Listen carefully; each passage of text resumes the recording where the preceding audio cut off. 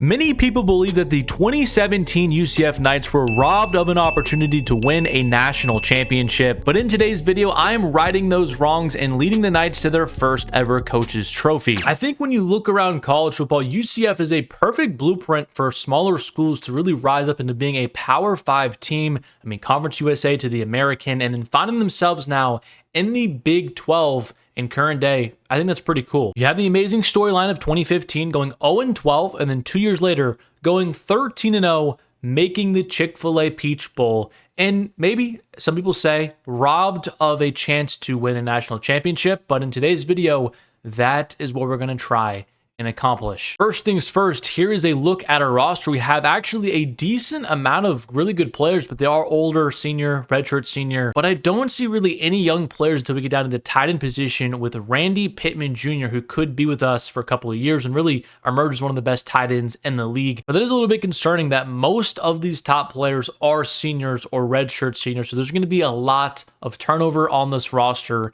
in just one season. At quarterback, we do have 3 freshmen, so maybe one of these guys can emerge as our long-term starter. It does look though like the redshirt sophomore and Ja'Curry Brown is probably our best option for the next couple of years. He does have the impact development trait. I checked the freshmen and none of these guys have any great development trait to help in their progression. So I feel like Brown might end up being the guy that starts for us after Jefferson does graduate after this season. But I will say this freshman, Riley Trujillo, he does have some fairly good attributes as well. I mean, his athleticism is fairly decent. He's 6'3", has a couple of physical abilities as well, mobile deadeye and pull down, and then 88 throw power is definitely pretty good. The offensive line, going to be losing our starter. The left guard position, going to be losing our starter. The center position, going to be losing our starter. Right guard, starter gone, and right tackle, starter gone. So yeah, there's going to be a lot of different players on this team next year. Defensively, the defensive line does have some pretty high upside guys that are younger. Nixon here, a 74 overall redshirt freshman, is pretty good, a sophomore. So there are a couple of pieces on this roster. Defensive tackle, we have John Walker, who's only a sophomore as well, but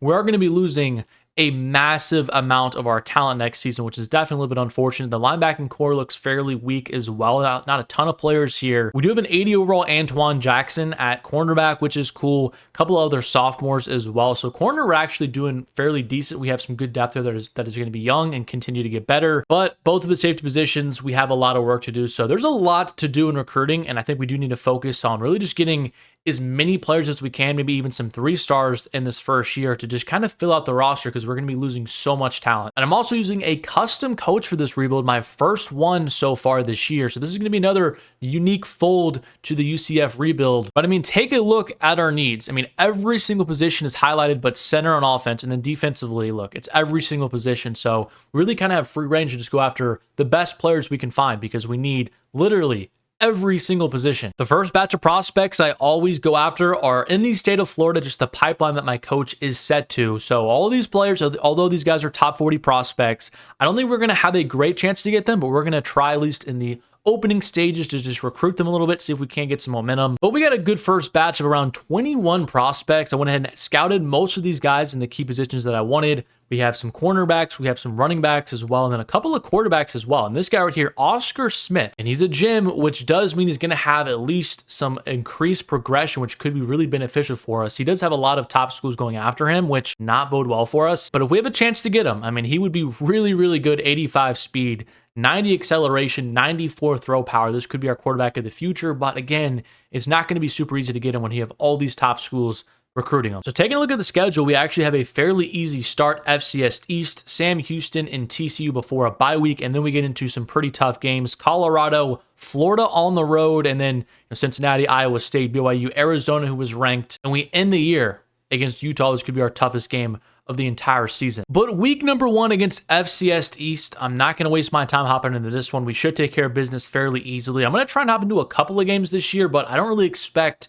to be a true contender this season, so I'm not going to try to hop in, for a lot of the key games. And I'm going to try and go all in for that quarterback. I'm going to spend all of my coach points. I just spent 10 to unlock the recruiter side, and now 15 to get up to always be recruiting to gain some more weekly recruiting hours to hopefully sway Oscar becoming UCF. We took down FCS East 58-14 and then 21-13, a little bit closer against Sam Houston, but hey, just survive and advance. The top of our recruiting board right now looks also really, really good. This right guard and these 2 cornerbacks we're leading in We're still ahead on this defensive tackle as well, almost about to close on him. Hopefully, none of these other top teams hop in the race because there are some big blue bloods in there. And Oscar Smith, we have made a lot of progress. You can see it with, I guess the darker black bar. We're closing in on them, but they also are about to get him to sign. We have to make a move. The first road game of the season against TCU, I'm going to sim this one as well and try to wait top into a couple of games when we get into conference play. Those are going to be a lot more interesting in my opinion. We did fall to TCU 30-27, a very close game.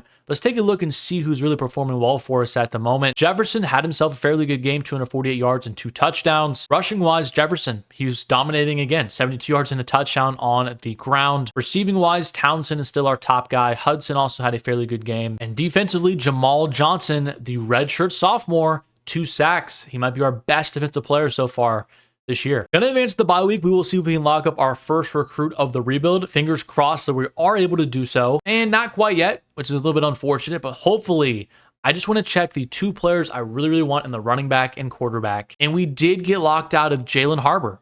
So one of the top recruits, offensive lineman we're going after, has now settled between the 3 top dogs. Worried that was going to happen, and it did. Florida State is getting very close to locking in Von Prescott as well, and I think we did have the proper hard sell.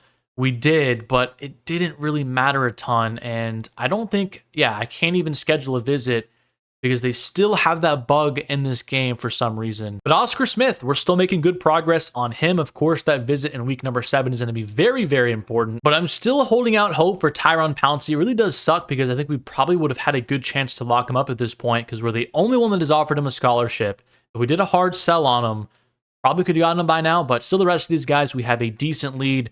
Still in a tough battle for Von Prescott. Of course, can't schedule him for a visit, which could come back to haunt us. But a lot of our top guys, I think we do have a chance to get. I am going to start spending some hours on a couple of these tight ends. I also think I decided the 3 games I want to hop into this season are against Cincinnati, Arizona, and Utah. And we're going to spend most of this first season focusing on recruiting. We did take down the Buffaloes 35-21, so getting our first win of the season in the Big 12. First ranked opponent of the rebuild at number 24, Florida. We did get a 4-star cornerback in Hashim Wilds, the first recruit of the video. And we also got ourselves Oscar Smith before the visit even took place.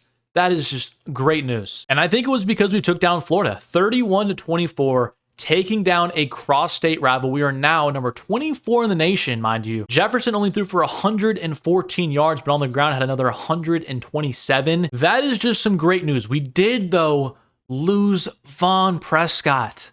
So that definitely sucks, but I do like at least that we got our top target who I wanted in Oscar Smith. This guy's a stud. So now that I've had a lot more open hours, I added in a few more prospects to the end of our board, some other 4-stars, and beginning to look into some 3-stars as well that have us the top of their board. Should be a little bit easier to get those guys to come to our school. I did say I want to hop into the Cincinnati game, although Oscar is already signed with us. That's not a super important visit at this point. We do have some other players that are still showing out for this game.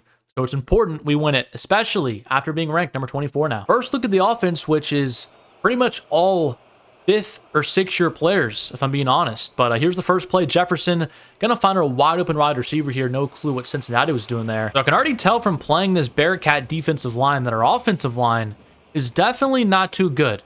And here I'm trying to look for somebody open. I see the dig route, and our wide receiver makes a beautiful catch. A little bit of play action here.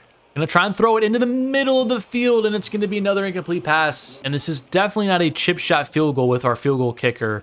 That should be good, though, I think, and it is gonna be right down the middle. 3-0 lead. The Bearcats, though, went right down the field and scored 7 on their opening drive, so it's time for our offense to answer into the end zone. I'm gonna lob one up to Pittman, and it's swatted down. 3rd and 2, some read option here. Gonna hand it off inside, and Harvey, he's gonna break a couple tackles to get us inside the 3. Little unique play here. Gonna have Pittman come across the formation. Hopefully he can find himself open, and he cannot, but I find our wide receiver in the back of the end zone. Magwood, touchdown. But Cincinnati is driving again here as we enter the second quarter, and nobody's gonna cover that running back out of the backfield, and now he's gonna find himself at the 1-yard line. Not good defense so far. Ran commit up the middle, and we're going to stop him. We do have him here on 3rd and goal. The question, though, is can we make a stop? Back into the end zone. I thought I could get there in time. Another opportunity here to score, though. Approaching the red zone again, finding Magwood, and he's going to drop another pass. That is why wide receivers matter. He dropped a touchdown. He dropped a key 3rd down.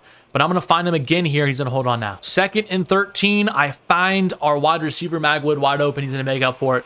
The nice touchdown. Our defense finally got a stop, and now it's time to score again. Maybe put up another touchdown here.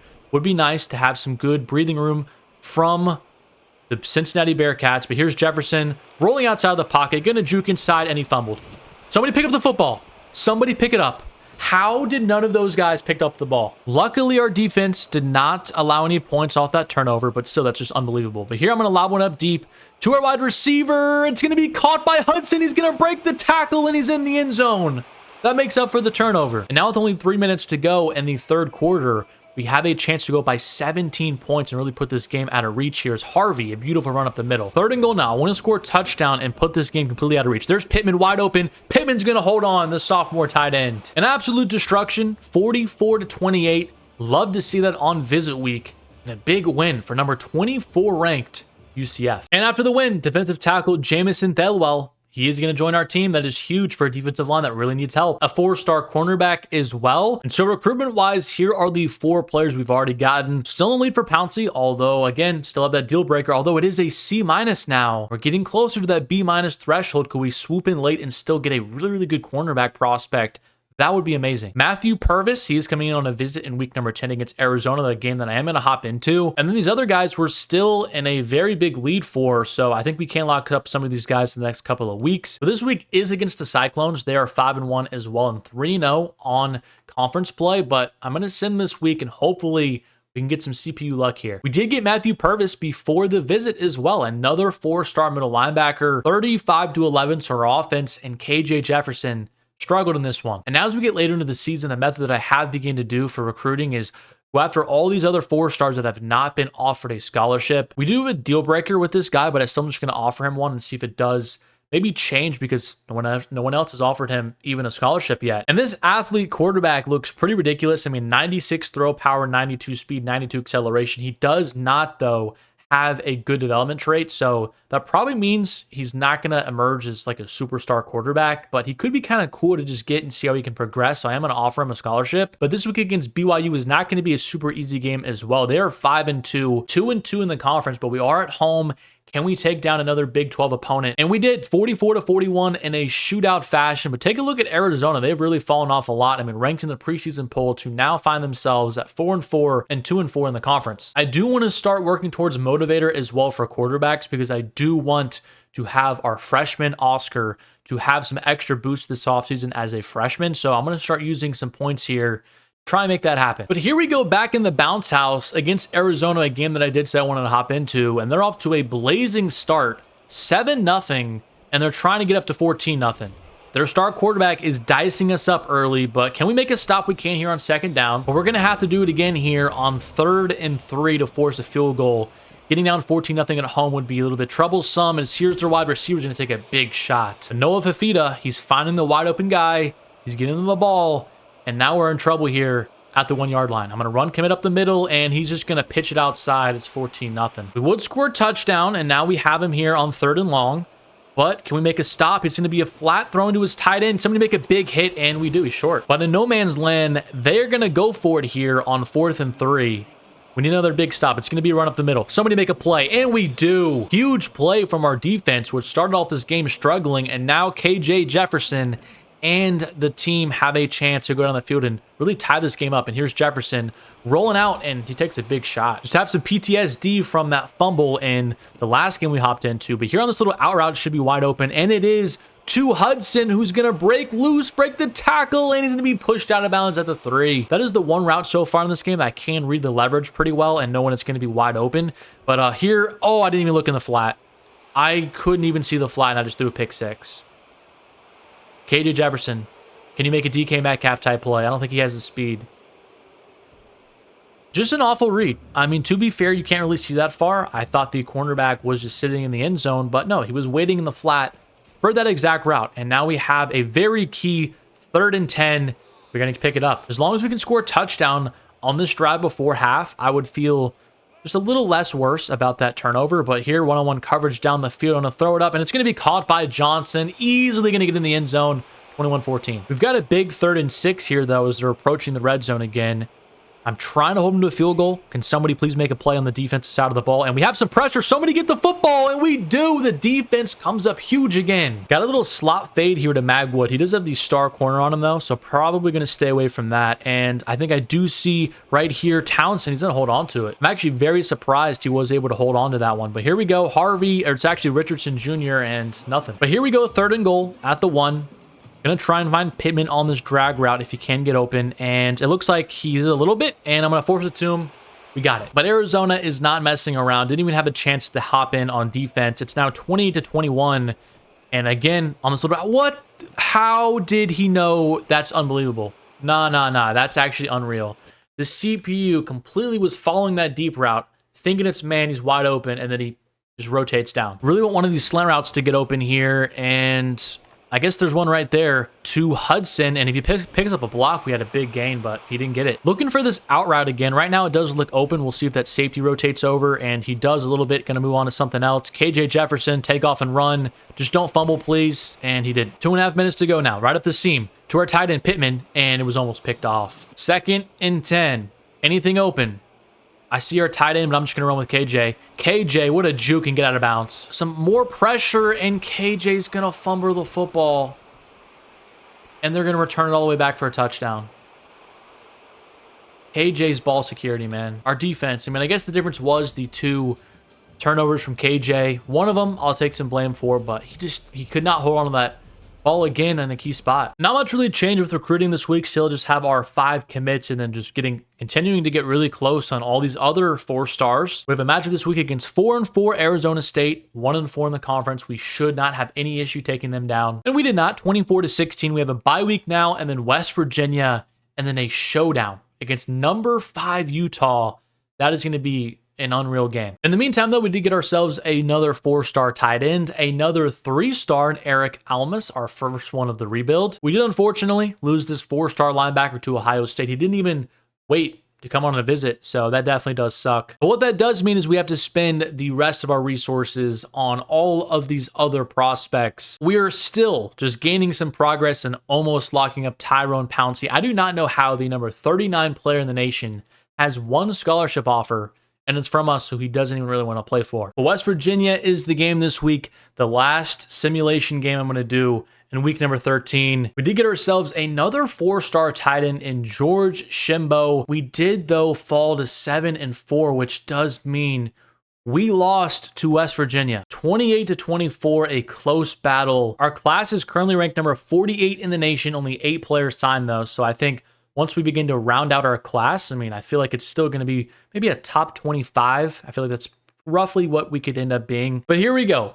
In the bounce house for definitely the biggest game of the rebuild so far. Number 4 team in the country is traveling to play us. Utah did strike first. It is 3-0, but we are approaching the red zone already, but it's an important 3rd and 3 here. I'm going to lob one on the outside to Johnson, who holds on to a beautiful catch. I think for me in the red zone, it is all about taking care of the football. I cannot have those costly mistakes with KJ Jefferson again if we are going to win this game. But look at how fast they get off those blocks. And just like that, it's 3rd and goal. Can one of these slant routes get open? I think we can right here to Townsend. He's going to hold on. 7-3. But you know the Utes were not going to go away quickly like that. So they went right down the field, scored a touchdown. They're back in front by 3. But once again, we're entering the red zone. And yeah. Yep. I knew that right when I threw it. It's what I just said I could not do in the red zone. I just cannot turn the ball over. And then I make that bad read right there. And now Utah has a chance to go up 17-7 as their running back is going to bounce this to the outside and take it in. So we got to respond again. And here's this little over route, and KJ missed them. See, I'll take some blame when it's deserved, but that one right there is just a complete miss from KJ Jefferson. The same route again. I'm just going to dump it off to the running back, not take a risk. Harvey, he's going to get us within, 1 yard of the 3rd down. I feel like I can run for it. I'm just going to find Harvey and pressure instantly. Probably would be smart to just take the field goal, but I'm just going to go for it here. And hopefully this Texas route can get open to Harvey. And it did. And he's going to hold on and get in the end zone. Oh, man, what a catch. But just like that, again, the Utah Utes are right back down the field. And our defense make a play. Oh, I saw that route. It's going to be another pass, some underneath routes, and Barr makes a nice hit. It's going to be 3rd and long. Slant route. Somebody get home. Get after the quarterback. And nobody got home. But down by 10 now. Approaching the red zone again. Need to score a touchdown. I found Pittman, and he's going to get undercut and almost threw another pick. Might as well just settle for 3. I don't love doing it, but let's just make it a 1-possession game here. As we approach the fourth quarter, right down the middle, we'll take it. Our defense has held. It's still a 7-point game now in the fourth quarter. Harvey right up the middle again. He's been clutch on these short yardage situations. But we went on to score a touchdown that drive, and now it's 24 apiece. Another key third down. Harvey right up the middle. Oh, this time he made a guy miss in the hole. He picks up the first down. 2nd and 12, Pittman in the flat. I see that wide open, and he's actually going to pick up the first down and a little bit more. Look at Pittman go. Going to give myself a little bit of credit there for seeing that read so quickly, getting it out there and picking up a huge gain. And I think that's offsides. That should be offsides. They're going to call false start on that. The defensive lineman clearly jumped first. And now it's 1st and 15. In the flat again to Harvey. Plenty of green grass. He's going to pick up the first down a little bit more. We need the offensive line to have one just beautiful push here. The offensive line. Can somebody make a play? Nothing. I'm going to pass it here and try to find Hudson or Harvey. There's Harvey. He's going to drop it. That's not good at all. I thought if I could get out to him quick enough, we would have a chance to pick up that first down. But now we have a tough field goal. And there's still a minute to go for the Utes to go down the field and tie it up. So here we go. Perfectly down the middle. Should be good. Now we need to stop. We just need somebody on defense in our secondary, preferably, to just make a play. 1st and 10. It's going to be thrown. It's going to be picked off by Jackson. That's exactly what I'm talking about. It's a force from the Utes, and Jackson's going to take it all the way inside the red zone. That is the ball game. But here we go. 27-24. We took down the number 4 team in the nation. The last game of the regular season with all the recruits coming to visit. That's a big win. And we are getting some recruits piling in because of that massive win. 2 3-stars, a 4-star center. I love to see that. And now recruiting wise, we're up to 11 prospects. We're still top for Pouncey. The rest of these guys were still in some tough battles, but I mean, still in the lead for a lot of them. I added even more 3-stars now, trying to round out the class. And our bowl game is going to be against the Florida Gators, the Texas Bowl. A little bit interesting for 2 Florida teams, but hey, we will take it. Why not hop in the Texas Bowl here and try to take down our cross-state rival in Florida? 7-7 ball game so far as we approach the end of the first quarter. I'm going to find Harvey on a Texas route. It was a little bit risky there, but we're still going to get the ball inside the 5. Richardson Jr. now is in and going to hand the ball off to him, and he's going nowhere, and he's actually going to fumble the ball. He just fumbled the ball at the 5-yard line. And just like that, before we can even make it back to the 5-yard line, it's 21-7 now. So not a very good start for us. But if we can score here, then we'll be able to cut it to a touchdown, and we are right there. Touchdown Hudson. But our defense is just really, really struggling.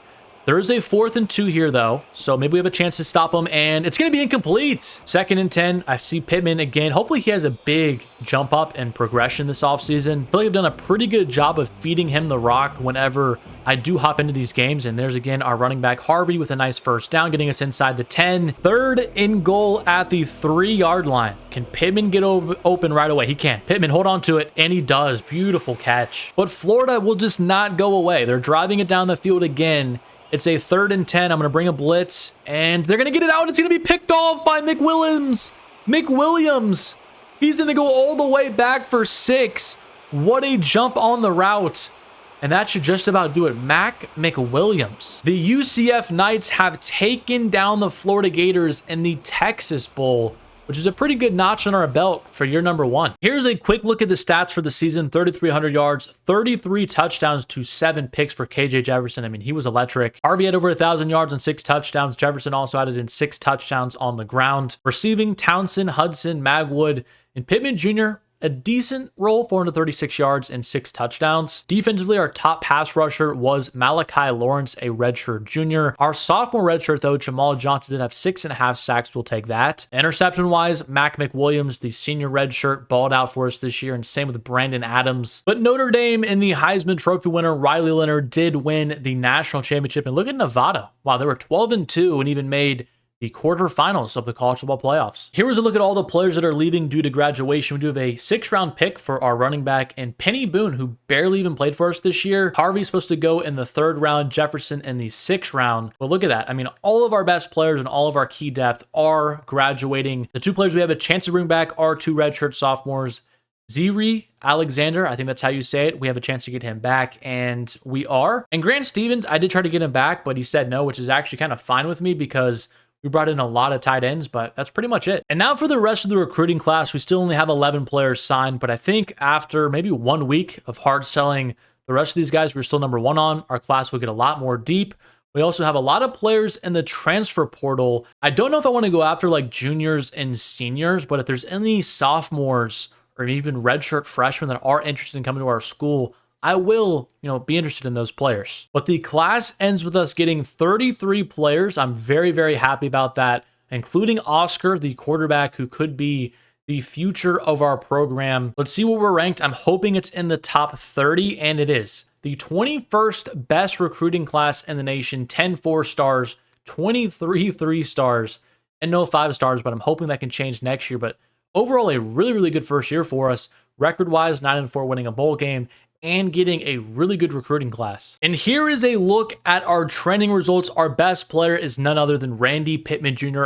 That's exactly who I expected to be. He's an absolute beast. We're not as good as last year, definitely not, but we do have a lot more young talent, which I do think in a couple of years, we may take a step back this year, and then next year, really be a powerhouse again. But it's time we make the decision, and I am going to move Ja'Curry Brown to our backup, and I'm going to start true freshman Oscar Smith this year. He's a little bit less athletic, but again, he's 3 years younger than Brown. His throw power is the exact same. His throw accuracy stats are very similar as well. So I'm going to roll with Oscar Smith and hope that he can get up to around an 82 by sophomore year. And at wide receiver, we have 4 redshirt freshmen this year. They're going to be playing key roles for us, which I really do like to see that. The offensive line is definitely a little bit shaky. I'm not loving how it's looking so far, but we did get a decent amount of recruits last year on the line, so hopefully those guys can progress this year. And then again, we're going to have to add to that unit this season. I got the first batch of prospects on our recruiting board. Again, went after a lot of players that we have a major pipeline in for Florida, but this time I'm also going after a lot of other 5-stars and high 4-stars, which probably isn't the best idea since we still kind of are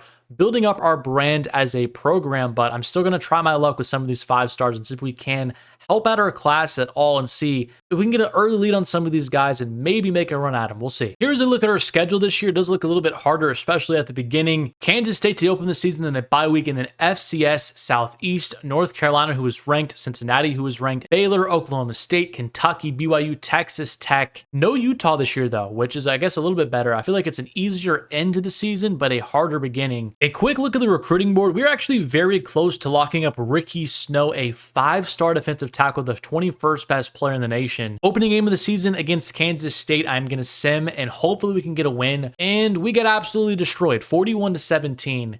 But how did our true freshman quarterback perform? Ja'Curry Brown started, which I don't know why that happened because Oscar Smith is supposed to be starting in our depth chart. So I just switched it again. Oscar Smith, he should be starting. We do not want Ja'Curry Brown to start this year. I want all the experience and the reps to go to our true freshman quarterback. Recruiting, everything's pretty much the same, just still filtering out our 50 hours on some of these top guys. Close to locking up Johnny Hood. Nobody's even offered him yet, so hopefully I can get his interest very soon and then lock him up with some hard sells. FCS Southeast, another joke of an opponent. We should take them down. I think we destroyed them last year. Maybe it was like FCS East instead of Southeast that we played. We destroyed whoever we played last year. Beat them 31-7. Did our true freshman quarterback play though? So Oscar Smith did play 2 touchdowns, 190 yards, and no turnovers, so he was fairly efficient. And taking a look at a couple of games I do want to hop into. We have number 25, North Carolina. I think I do want to hop into this one. Definitely one of these games, either Oklahoma State or Kentucky, whichever one is probably higher ranked when we get to that game. And then Texas Tech, or if they fall off, one of these other teams that will probably emerge. But the first drive of the game,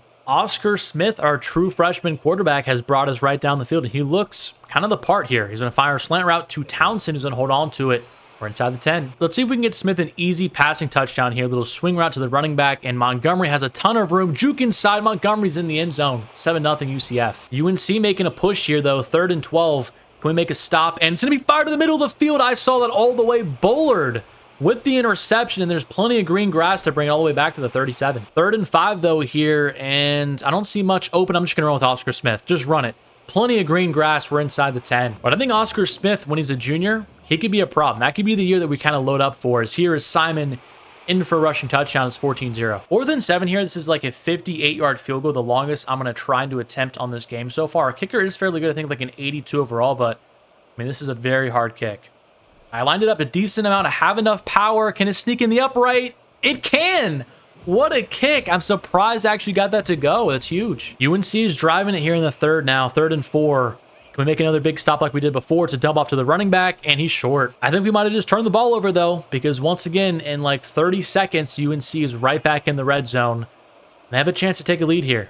Another run. It's to the outside with a running back, and he's going to take a huge shot. Disappointing, though, from our offense because we got off to a very fast start, and since then, it's not good. We finally got a little movement on this drive, but another key third down as we approach the red zone, and I think they ran commit there, and Townsend's going to hold on to this one. I recognize some of these true freshmen out there. I think Bridgewater is a true freshman as Oscar Smith under some pressure again. Great mobility to get out, and he's also going to pick up the first down. I am really impressed with Oscar Smith. I really do think we have something here.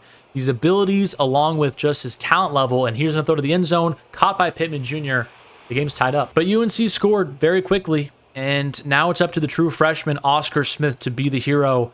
Here's a little out route to Bridgewater, who's going to hold on to it, but go backwards. He's also going to pick up 7 yards. They're going to press us here. I think we could be seeing a blitz, so I'm going to add some protection here, make a little half slide, and now we're going to lob one up deep to one of our wide receivers, hopefully, and I do think right there is going to be caught by Magwood. He's also going to break the tackle, and he's in for the touchdown. But again, nothing matters if our defense cannot make a stop. They've been struggling all day long outside of that user pick that I had.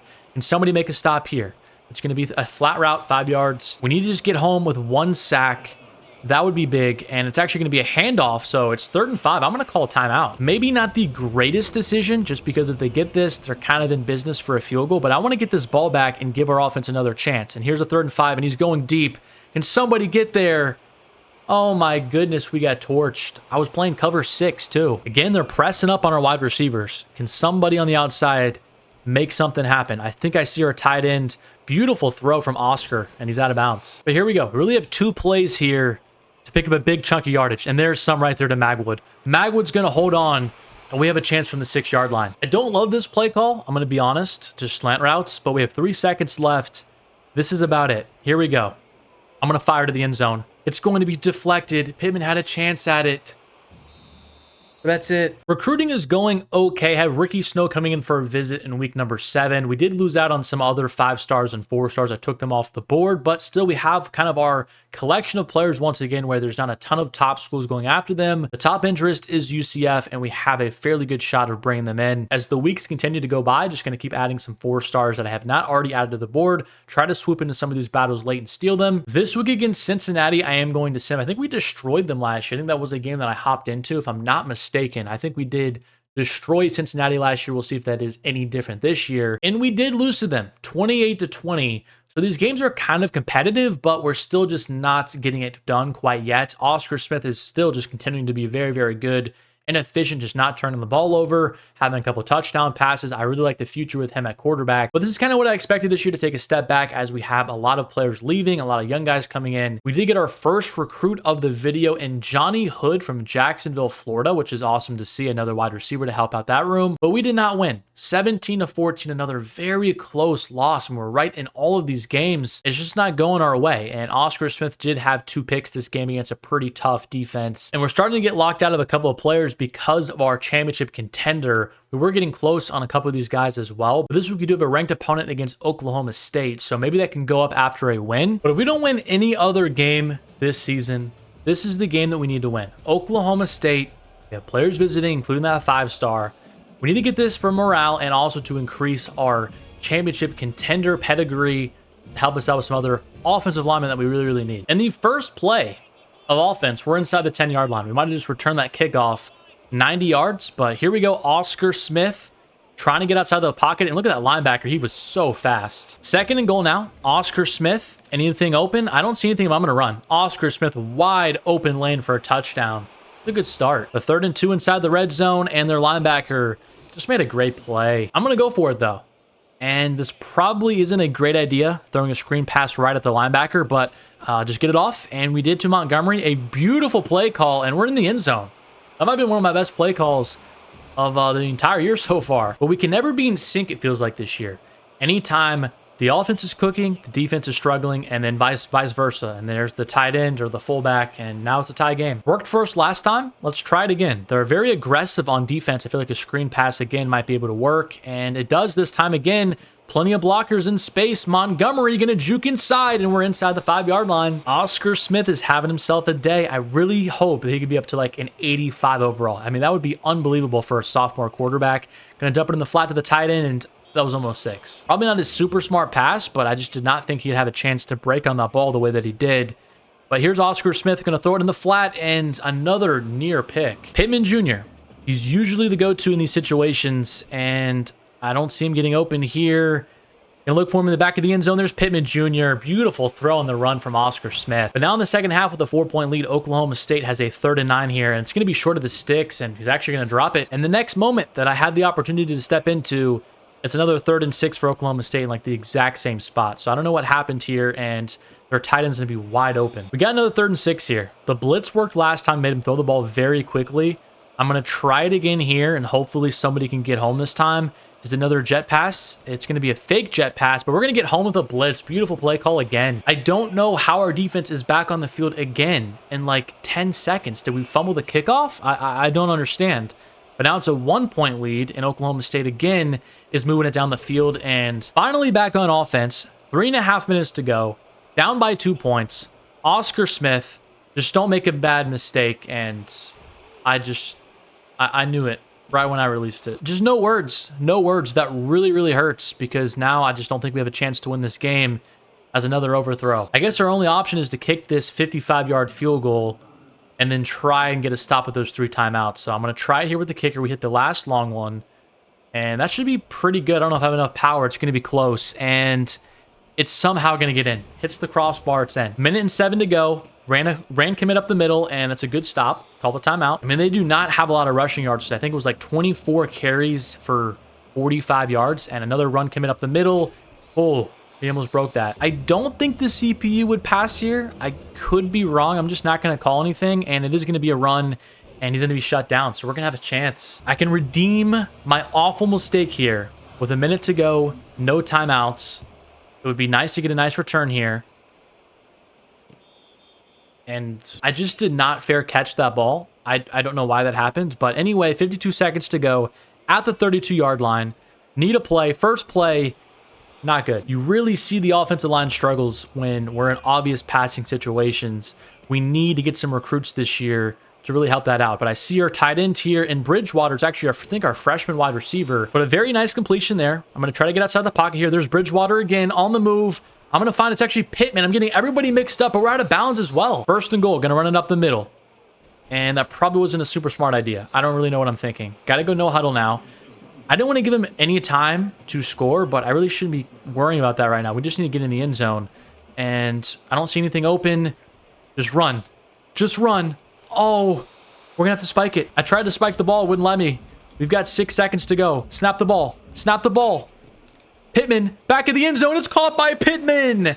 Come on. We have taken down Oklahoma State in dramatic fashion. I almost screwed that up again by running out of time, but we got it done. And that win did lock up Ricky Snow, the 5-star defensive tackle, another 4-star wide receiver. We're adding to that unit a ton. A 4-star right tackle. Finally, some offensive line help. But so far with the class, we only have 4 signed commits, but we're still in the lead for a lot of them.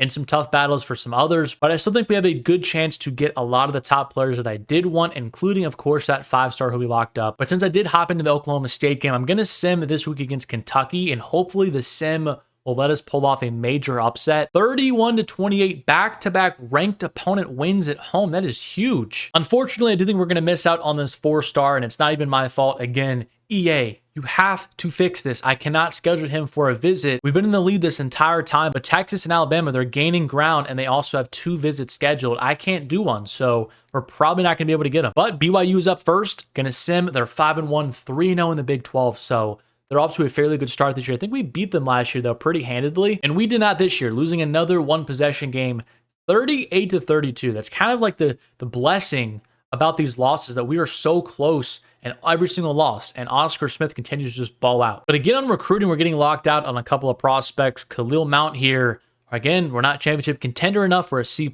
need to have a B-. So this week against Texas Tech is, again, a very big one. Not a ton of action here in the first quarter, but we have a 3rd and 5 as we're approaching the red zone. Oscar Smith right up the seam to Pittman Jr. A beautiful little back shoulder throw. Gonna run a little speed option here, and Oscar Smith just gonna walk in the end zone. 7-0 on the road here. The Red Raiders would score on that drive, and now it's time to answer with just over 2 minutes to go. I'm going to lob one up deep to Townsend, and he's just going to break up an interception. Thought I'd give our star wide receiver a shot there, but that's all right. And Townsend again on this little corner route. He's going to hold on to a beautiful catch. 2nd and inches. There's a penalty on the field. What is it going to be?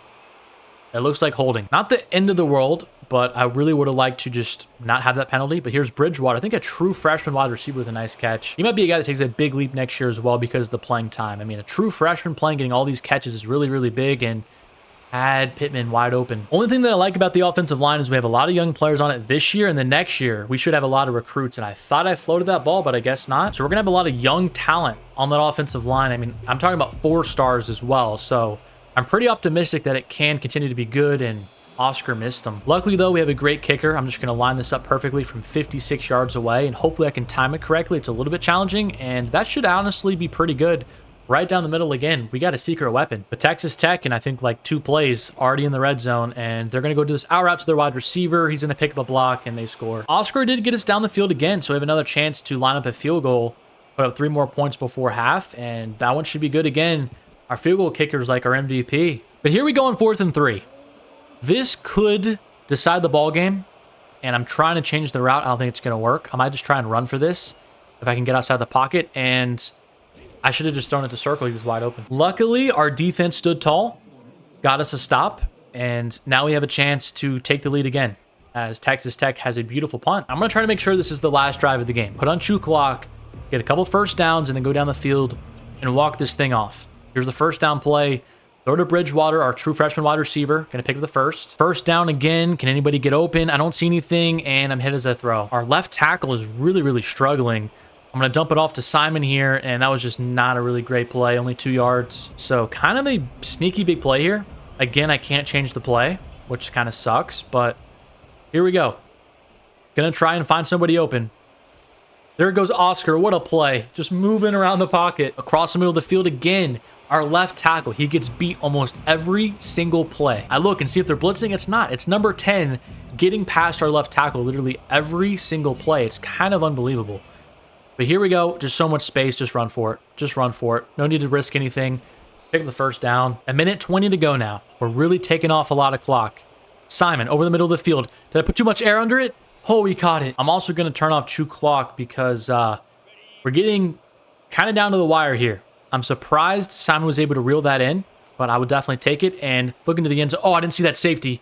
I didn't see that safety. He was hiding in the end zone with his black uniform. Are you kidding me? Why was he so hard to see? He blended into that end zone, and now we just have to get a stop again. And we've done it before, but I just don't like doing this because it's hard. I mean, we have to get 3 stops, not allowing a first down, and then we got to go all the way down the field again and score. Gonna assume another run, and it's going to be a pass, and their quarterback just threw it away. So we get a timeout. All right, I'm learning that I have a little bit of leeway when it comes to throwing these late picks if we do have 3 timeouts. And why did Townsend call another fair catch? Well, we got to go down and do it once again. I'm just going to lob it up. I think we have him. I think we have Townsend. He's going to drop it. We just can't get out of our own way in these big games. And I think there's Pittman Jr. It's going to be slightly behind him, but he's going to hold on here. Can somebody get open? I'm going to lob it deep to Townsend again. Can Townsend go up and get it? Townsend dropped another one. We need him to reel in one of these catches, and he beat him again. Can Townsend just hold on to one? I'm going to secure catch this one. He dropped it again. Townsend, this is why you're being replaced after the season, because you can just not catch. That's 3 straight drops on key downs. And again, slightly behind him, and that's actually a good catch there. If I threw that with normal power, it was probably going to be picked off, so we will take that. I'm going to lob one in the end zone this time, and look at Bridgewater, our true freshman wide receiver. He's got it. And again, a come-from-behind win if we can just make sure that no funny business from EA happens here. Another little dump off here. Texas Tech's going to use a timeout. This should be the last play of the game. Here we go. Last play of this one. And all right, let's not get home. Just don't tip it up. Just catch the ball. We got it. Hawkins. That's the ball game. A huge win. A top 10 opponent. Taking them down on the road. As expected, the defensive tackle that I could not set for a visit went elsewhere. But really not much to note on the recruiting class. We still just have our 4 signees, and then the rest of these guys were still in some tough battles. I have some visits on the way for the West Virginia game. And the first key moment I'm going to step into, it's 14-14, the start of the second quarter. West Virginia actually started this game up 14-0. We answered with 2 touchdowns of our own. I'm going to find Nat Magwood here to get us inside the 10. See if Randy Pittman can get open. He cannot, and there's some pressure. Just throw it away, and that's just the worst case scenario, man. Honestly, that's just unbelievable. I feel like that could have happened because the ball just did not go very far at all, but that just hurts because we've been driving it up and down the field, make it to the red zone again, and then for that to happen and just wipe out a drive. And look at our right tackle. Can somebody block on our team?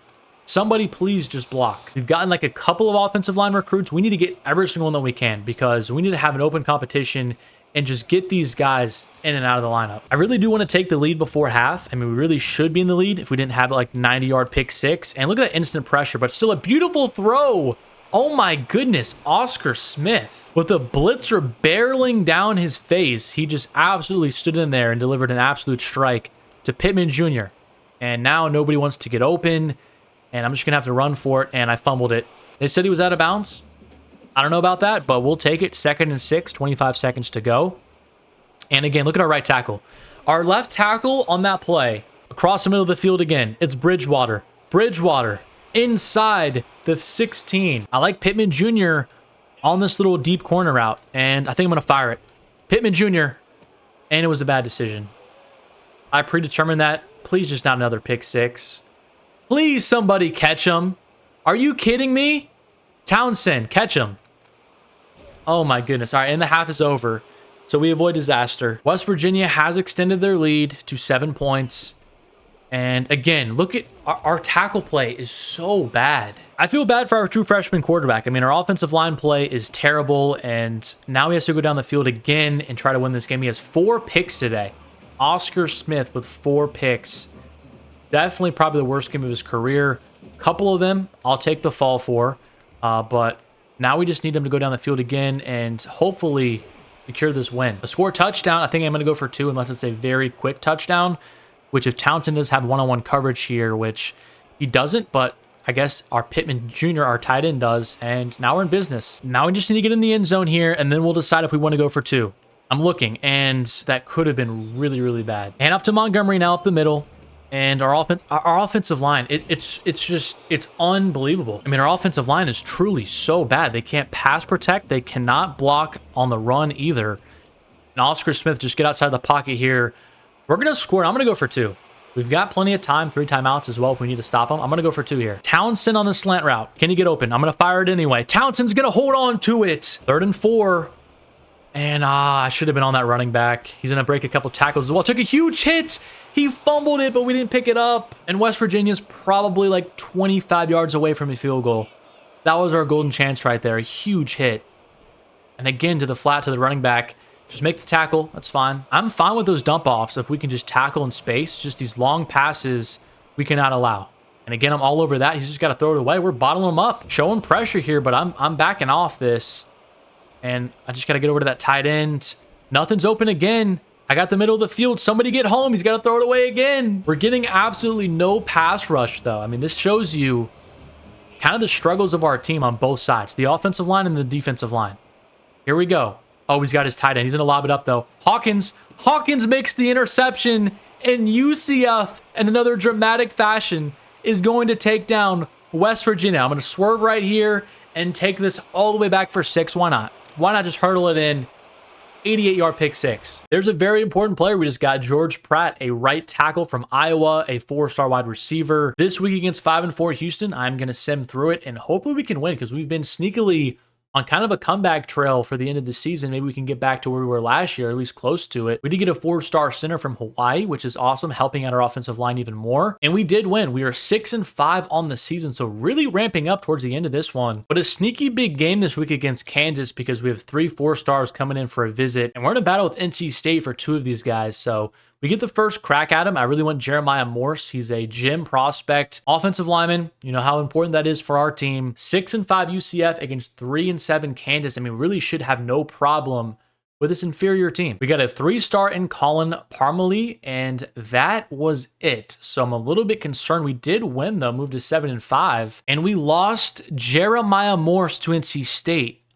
We had him for a visit. It did not matter, and we lose the gem prospect. We did move into first place for Mount, but he's the opposite of the gem, which isn't the end-all be-all. His stats still look fairly decent, but, of course, I still want that gym prospect. I was actually completely wrong. I thought we had one more game left for the regular season, but we do not. It's just 2 bye weeks and then the conference championship game and then our bowl game. So our regular season is over. We ended on a 4-game win streak and also winning 6 out of our last 7 games. We're still locking up a few more players to round out our class. And at this point, the conference championship we did not make, so we're kind of just waiting at this point to see who our bowl game is going to be against, and then also just the transfer portal and getting the rest of the players to help out our class. Another offensive lineman, another defensive lineman, and our bowl game is going to be the Independence Bowl against the Iowa Hawkeyes. I don't think I'm going to hop into this one. It's 6-6 Iowa. I feel like last one it was a little bit more fun because it was a ranked opponent and it was against a cross-state rival in Florida, but we did take them down. So we're 2-0 in the bowl season. Quickly, season stats: 30 touchdowns to 11 picks for our true freshman quarterback. He also added in 3 on the ground. Montgomery was not super great this year. Our running game was definitely better last year. Receiving wise, Magwood and Townsend were our top 2 wide receivers. Our redshirt freshman Jordan Bridgewater had himself a fairly good season. Pittman was again pretty solid. Defensively, Hawkins, who is a redshirt sophomore who will be back next year,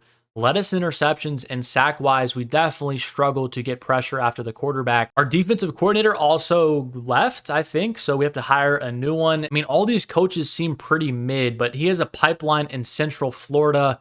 He's level 21. Let's just offer Kevin Katz. I don't know if this is the right play or not, but we're going to try to offer him. As we get close to offseason recruiting, we also did get a couple more 3-stars to help out our class. In the first look at the transfer portal, here are the few players that do have interest in coming to our school. I guess I might as well just go ahead and offer all of them because we do need help on the defensive line and we do need another running back. So, might as well, right? We also have 2 players drafted in Lee Hunter and Xavier Townsend, both going in day 3. The grueling recruiting process is over, and we signed 31 players this class. We do have a 5-star, a few 4-stars, but it definitely is filled with a lot of 3-stars, a couple of 2-stars even that we got from the transfer portal. And it was good enough to rank number 21 in the country. I think last year we were, 22? So we're kind of hovering around that range, but I will definitely take that. Players to change positions. I think we are going to move Ja'Curry Brown, who is a redshirt senior, to a running back. He's an 88 overall. We're definitely going to take that. It might be a little bit weird for UCF fans that Ja'Curry Brown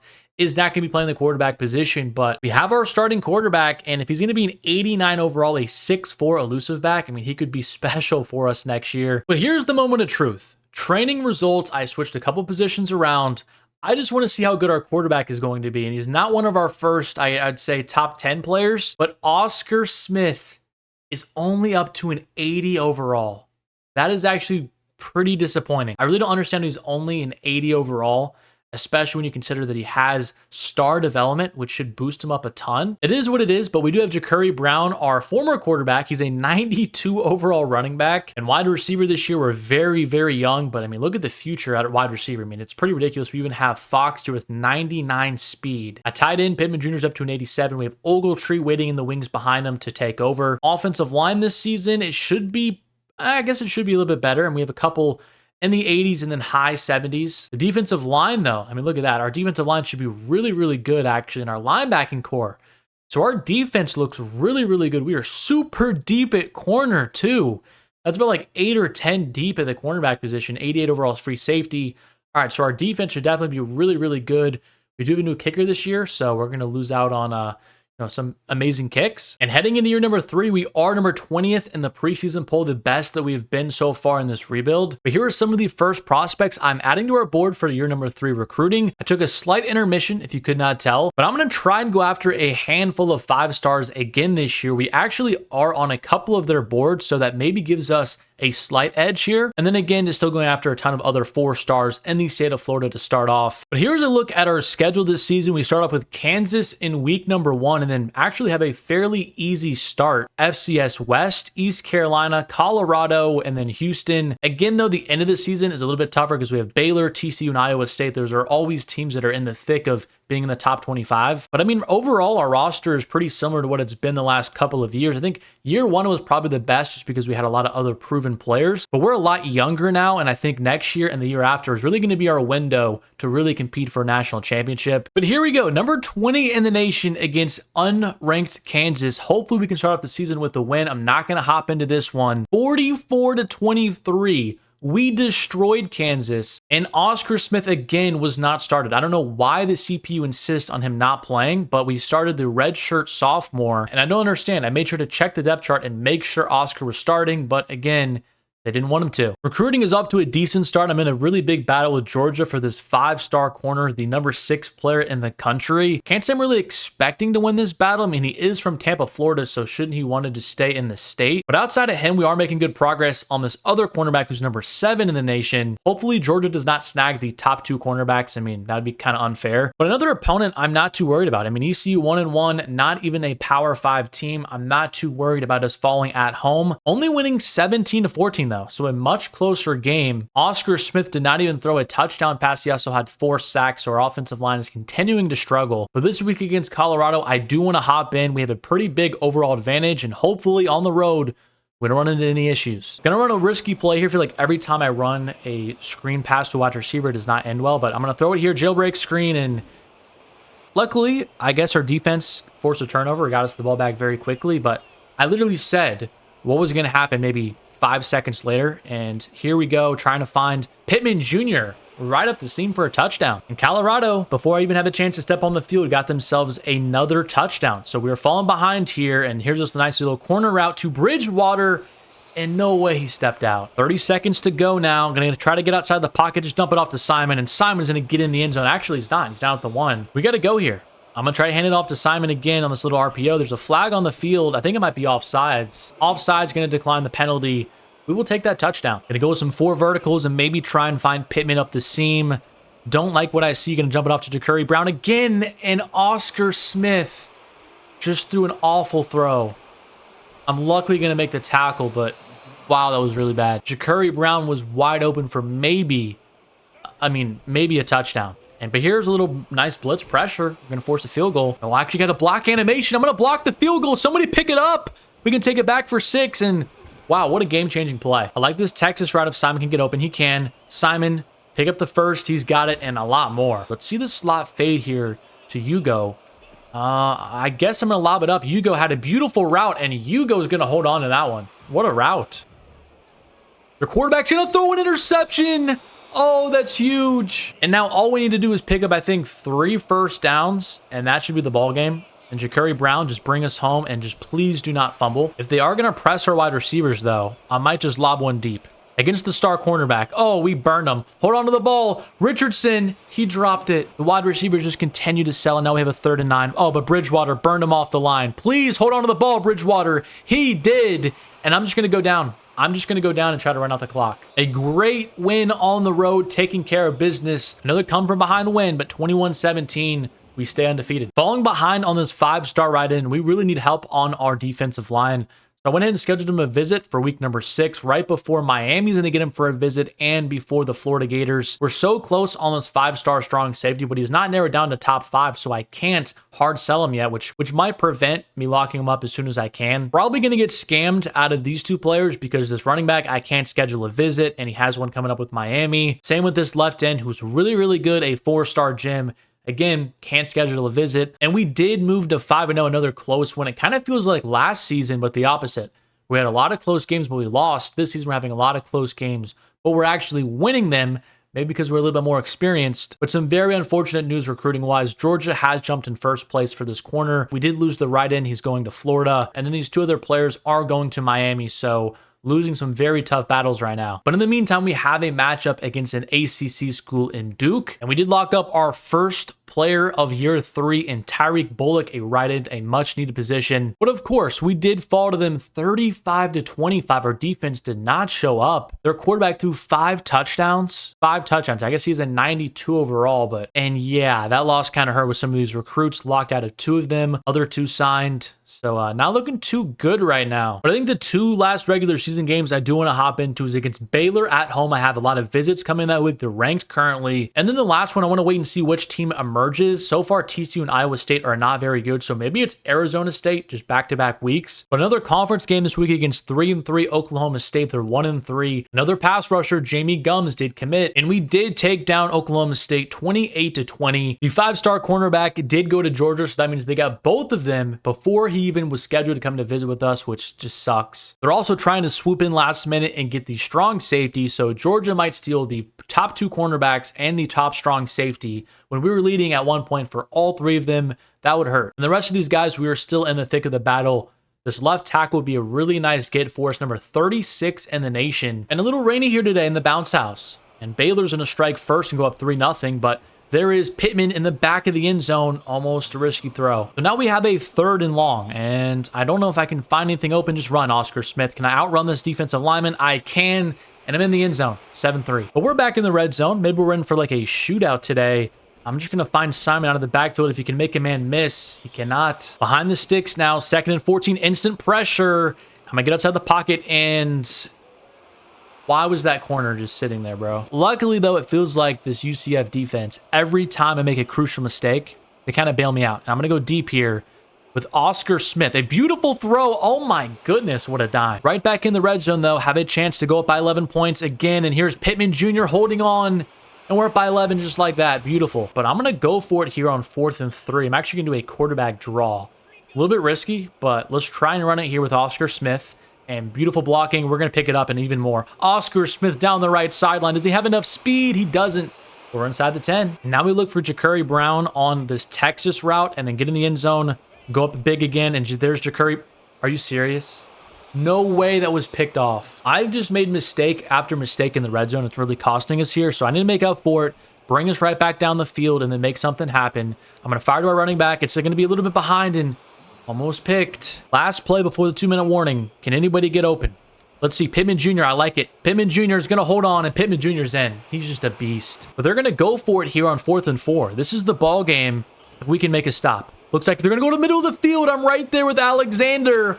Oh, what a play. I'm making up for it. 29-22, another hard-fought victory in the bounce house, and we moved to 8-1. Unbelievable. And the 2 visits that we scheduled in Temple and Leota, they're not even going to come out and see us. This is surprisingly and sneakily become a pretty big game. 6-2 Arizona State, and with TCU being 2-6 and Iowa State being 3-5, I think I'm going to hop into this game and ensure we can take a victory against the Sun Devils. Bridgewater, bottom of the screen, has some one-on-one coverage. They played it pretty nicely, though, on this beautiful out route. What a throw. I tell you what, when I don't make bad decisions with Oscar Smith, I mean, he is locked in. Here we go in a little reverse. I don't even know what that play was. I'm just never going to run that play ever again. I had no idea what it was, and yeah, that's probably why. Back in the end zone, Bridgewater's going to hold on. And I'm back in for this 4th and 11 because we have a 52-yard field goal now to go up 13-0. But again, this freshman kicker, does he have the leg to do it? This is going to be a hard kick. Trying to lock in. That should be good. Beautiful kick, 52 yards away. Right down the uprights. There he goes. Brown gets to the outside. He can juke inside the 20-point lead. Arizona State finally got on the board, but guess what? We're approaching the red zone again. Looking for somebody open on this 1st and 10. Can't find anybody. I'm going to take a sack. 3rd and 16. My go-to target is usually Pittman. I'm going to just throw it off here. Try and get it to break a tackle. Don't even need to. Linebacker's too slow. Arizona State, to give them a little bit of credit, did not quit in this one. Did make it a little bit interesting, but as long as we can pick up 2 first downs, this game is over. Ja'Curry Brown, another first. And that is going to do it. UCF takes down another conference opponent, 33-28. We are cruising in this season. And recruiting, honestly, is not a lot different. We have our 2 recruits that we have for multiple weeks now, but none of these other 4 stars have committed. We're still in some tough battles in the lead for a lot of them. But if I'm remembering correctly, I think this might be the least amount of players that we've had signed at this point in the season. But after our win, we fell to number 13. So I don't know why we dropped in the rankings, but we have a bye week this week, so nothing really to worry about. Finally getting another 4-star running back, but we lost 2 more recruits. One to TCU, who has like 3 wins this year. I don't know how that's possible. And then 1 to Florida, which I can't understand, but we did lose yet another secondary player. So really tough. We're losing a lot of corners. But the next 2 weeks are very important games. TCU and Iowa State, both at home. Arizona State is somehow now ranked after they lost to us, I guess. I don't really understand how that works. But TCU is just not good this year. I mean, they're 3-7. Iowa State, I mean, they're fairly mid as well. Probably the worst they've been in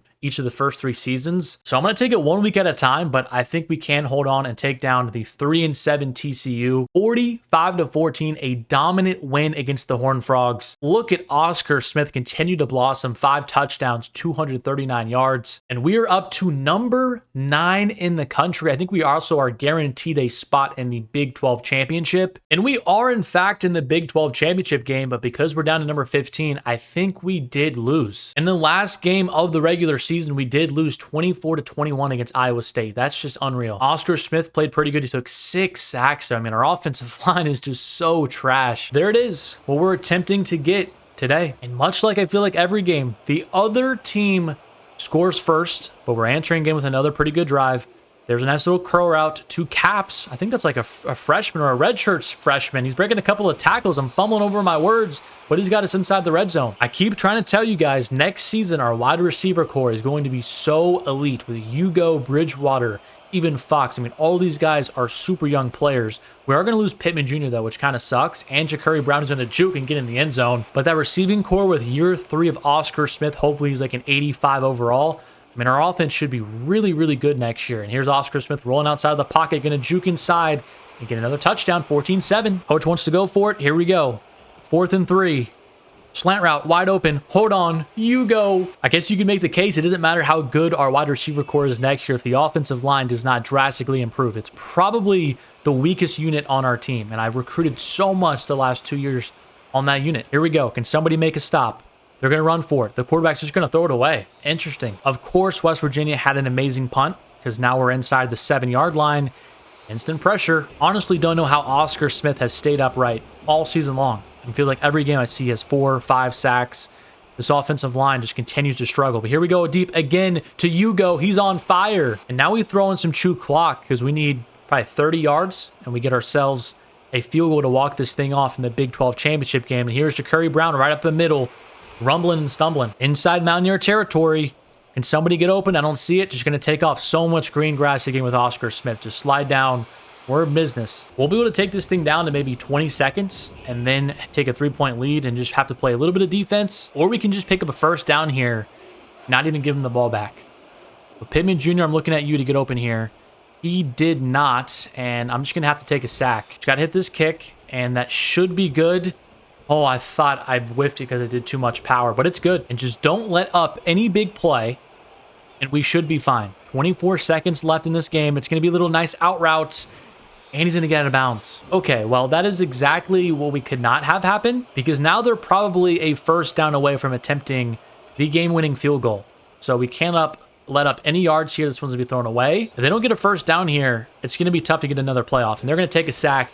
That should just about do it. The defense shows up huge once again, and the UCF Knights are Big 12 champions in year number 3. And after seeing our offensive line playing that one, we are going to get ourselves a 4-star left tackle. But we actually still did not make the college football playoffs. I thought we were guaranteed to make it if we won our conference. Why did West Virginia make it in over us? They had less wins. We defeated them in... That is... I actually have no words. They don't have double-digit wins. They have double our losses, and we just beat them head-to-head in the conference championship. How are we not in the college football playoffs? But they are. That is actually highway robbery. I mean, taking a look at their schedule, they had a nice win against Texas Tech, but they lost to Alabama. They beat Houston, but we also had a couple ranked wins. So I don't understand how they got in over us. That's literally how UCF fans must have felt in 2015 when they did not get a chance at a national championship. That's how I feel right now. That is unbelievable because now we're playing the Independence Bowl against 6-6 Maryland. Who wants to play in that game? And to make matters even worse, early national signing day, we have 5 players that are a part of our recruiting class. 4 stars. I guess we are still in the lead for a handful of these guys. But to be fair, I guess last year's class was really, really deep. I think we had maybe 30 players. If we can get this class to 12 or 15 with the transfer portal, I will feel okay about it. But I just don't care about this Maryland game. I just cannot believe that 11-2 team, 8-1 in their conference champions, did not make the college football playoffs. I still just cannot believe that. And good, we took our anger out on Maryland 45-10. Their quarterback threw 3 picks, and Oscar Smith continues to just have a great season. And on the year, he had another really good season, 33 touchdowns to 7 picks, and on the ground, over 1,000 yards and 8 touchdowns for Ja'Carri Brown. I'm going to miss him next year. Receiving wise, we had a fairly good distribution of the wealth. Defensively, we had a lot of different guys get in for sacks, but Keon Keeley was our leader with 5.5. Our deep secondary, Antoine Jackson, had 6 picks, and then Alexander, our middle linebacker. Both these guys will be leaving, unfortunately, but they bought out for us this year. In West Virginia, went all the way to the national championship game to lose to Georgia. So they had a insanity run, but thankfully they lost because they weren't even supposed to be there. A very big bulk of players leaving, but fortunately nobody's trying to transfer out. So I think we built a pretty good culture last season. And now it is time for the transfer portal. We have a lot of players that do have a lot of interest in us after how good we did last season. So all these guys were probably gonna have to go after because we still have a lot of needs. And look who it is, Tyrone Pouncey. I went after him, I think, a couple of seasons ago. I made him transfer, though, the start of this season because we did not need him and we had too much depth at the cornerback position. But now that we kind of have some spots opening up, I'm going to try to bring him back. A final look at our recruiting board headlined by 4 4-stars, and we just completely just rounded it out with 3 stars and even some 2-star top transfers. It is our worst class. I'm still going, and we're going to end up at number 43 this year. We've been very good at moving other players to the running back position. I think we're going to have to do it again here with Jordan Bridgewater. Unfortunately, he is our best receiver, but when he turns to a running back, he's a 94 overall. I mean, it just makes too much sense. We're very deep at receiver. I mean, these top 3 guys, I expect to be close to the 80s this year, if not, into the mid 80s. And then even down the board, we have Killen Fox, who's a 99 speed and 89 acceleration player. I feel like we're okay enough here to move Bridgewater to running back. I will miss him though, because he's been a pretty reliable player at wide receiver. And here's a big moment of truth. Training results. This is really big for our success this season. Bridgewater is up to a 97 overall running back, but what I don't see is our quarterback again. And Oscar Smith is only an 84 overall with the boost. But I mean, we still have so much top end talent at 92 overall linebacker and 90 overall defensive tackle. We've got 2 wide receivers that are in the 86s. I mean, look at Killian Fox. Oh my gosh. Wasn't he like a 72 overall? He's now an 86. The offensive line this year is definitely going to be improved. We have every single position over 80 overall. So that is another very positive sign. The defensive line as well looks really, really good. Our linebacking core is very strong as well. I remember Purvis, he's up to an 86 overall with 95 speed. I'm really liking how this team is looking. Even the cornerback, we're still fairly deep there. At free safety, an 88 overall, strong safety, 280 pluses. Early look at the recruits. I know that there's 5 5-star players here, but they're all from the state of Florida. So we are in the thick of these races. The number 1 player in the entire country has us number 3. That gives me a little bit of optimism that maybe we can get Dalton Ostergaard. Here's a look at our schedule in year number 4. We're an 88 overall, 87 offense, 89 defense, the best team that we've had statistically so far. We start off our season against UNC, then have a bye week, FCS Northwestern, like we've played almost every single FCS school so far. Then we get into some conference play, Colorado, TCU, Oklahoma State. Not really worried about that, but this final stretch again, Utah, West Virginia, who's number 4 in the country, and then Texas Tech. That is going to be a brutal end of the season. But look at all of these 5-stars we are currently leading on. 1, 2, 3, 4, 5, 6. 6 5-stars we have the early lead on, and although that does not mean a ton, I still think we have a good chance to get maybe 2 of these guys. I mean, that would be an awesome get for us. And the key is that they're all from Florida, so we have a level 3 pipeline, which gives us a big advantage. And really nothing going on so far except for UNC got on the board first. Our offense kind of struggling so far, which I don't love to see with all of the talent that we have, but we're going to get a sack here. Jalil Swope. We would get on the board to start the second half, and again, we're driving here, but can we pick up this first down? I just threw the wrong player. I had that flat route wide open. But being in no man's land, it's time to go for it. Oscar Smith, make a play with your legs maybe, and there's instant pressure. Can I get the edge? Oscar Smith cannot. Here we go. Down by 7 points, a minute 52 to go. Already struggling our first game of the season as the number 10 team, and our left tackle just got cooked. Our offensive line does not look better in these early reps so far. Here goes Oscar Smith, just going to have to take off and run, and he's going to get his 30 manageable. They're pressing Fox here if that safety does rotate, and it looks like he didn't really, but can Fox outrun him? Fox can! What a catch from Fox, and we're inside the 10. I almost want to just go for 2 and get this game over with. And here's Richardson, he's going to get in the end zone. Let's go for it. Can somebody get open in the middle of the field? Oscar Smith just run. Just run, Oscar Smith. We're in for 2. We got to get 1 stop. We got star-studded linebackers. We have a good, solid secondary. A couple people on the pass rush. Somebody get home and make a play. Oh, I thought we could jump that right there. Purvis, I'm looking at you. Make a play. They're under some pressure. The tight end is going to jump out of the flat, and he's going to pick up 9 yards. 42 seconds now. 2nd and 1. It's going to be thrown to the out route, and we got cooked. I almost just want to let him score. We don't have a chance in this game if they're just going to kick a field goal. We have no chance. We have to get the ball back, and we have to make a play. Purvis. We're actually going to get a sack. Okay. I mean, if we can get another sack here running this type of coverage, maybe we have a chance. They're actually just going to run it, and yeah. So I think they're just going to run it again, but the good news is that we have a timeout because the CPU wanted to use one. So I'm going to call that here, and we're going to have like 25 seconds so we can get a field goal of our own. Let's see if I can jump this maybe and get a block. We did it last season. Can we do it here? Peterson's hot. Oh, we got to jump. Peterson, jump. He didn't get it. So now we're down by 2. But when you have a wide receiver with 99 speed, you always have a chance. Fox, go up and get it. We've really got 2 plays to get in field goal range. We need a big one right here. I'm going to lob it up deep to our wide receiver. Can Hood get there? Hood! Hood! He caught it! Spike the ball! Spike it! We don't have time. I just got to kick this from 45 yards away. We got to put it through. Here we go. 45 yards away for the win! It's no good.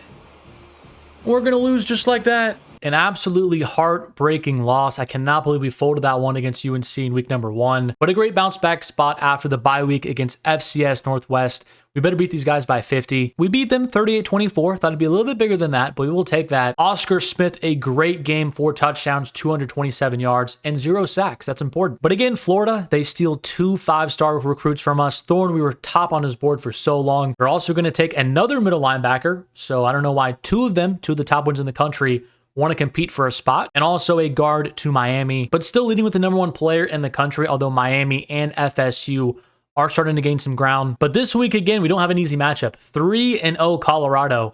This is like a season-defining moment. We have to take down the Buffaloes again. 27-13. Our offense is just not performing well. Oscar Smith threw 6 interceptions. I've never seen this in any of my college football dynasties so far. We're still ranked in the top 25, but having 2 losses this early does not bode well for us down the stretch. Recruiting-wise, as expected, we lost out on some 5-stars, but we're still in the lead for all 3 of these. We have all 3 coming on visits, and I just put the hard sell on all 3 as well. So I would be very surprised if we do not get all 3 of these guys at this moment, because we are in the lead by a pretty decent margin. But I'm pretty optimistic about this recruiting class. I just hope that we can turn things around in the season and get to 500. Can we do it this week against TCU? We've beaten them, I think, every single year so far. We did get ourselves a 5-star Dalton Ostergaard, a pass rusher, and another 5-star on the defensive line, and Damon Bullock, 4-star defensive tackle as well. And we did move to 2-2 on the year, which is